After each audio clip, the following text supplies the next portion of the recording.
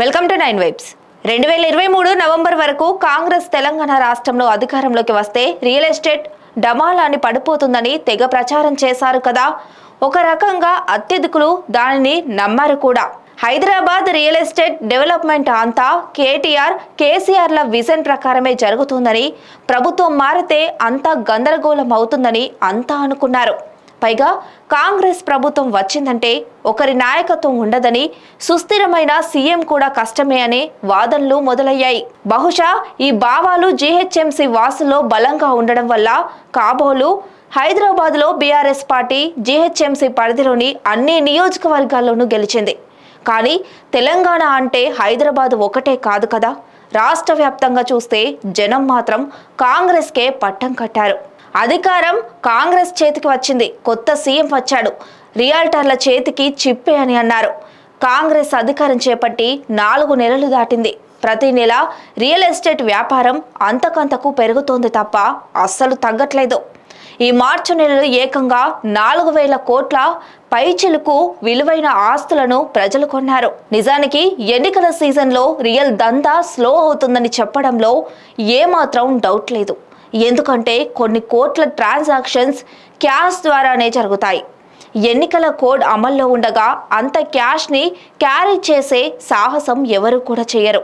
అందుకోసమే ఎలక్షన్స్ టైంలో real estate కొద్దిగా స్లో అవుతుంది.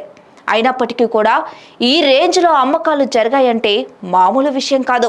అయితే ఒక్కసారి కాస్తంత వెనక్కి వెళ్ళి చూస్తే ఈ 2024 జనవరిలో 3,290 కోట్ల రియల్ వ్యాపారం జరిగింది.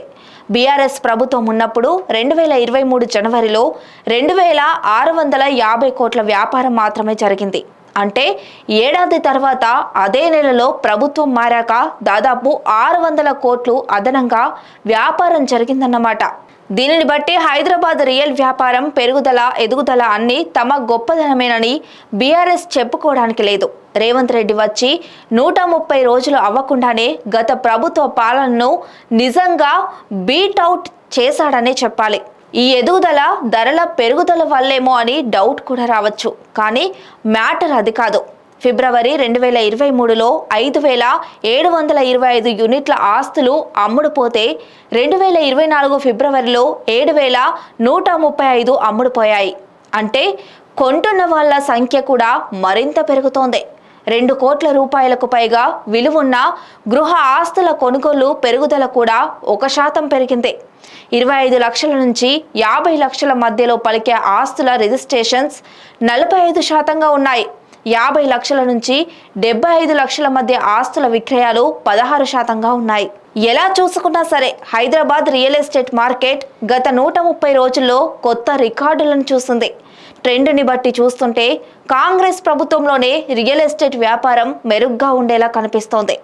బహుశా రేవంత్ రెడ్డి నాయకత్వంపై హైదరాబాద్ ప్రజలు కూడా నమ్మకం పెంచుకోవడం వల్ల కావచ్చు. ఇలాంటి మరిన్ని అప్డేట్స్ కోసం చూస్తూనే ఉండండి 9 వైబ్స్.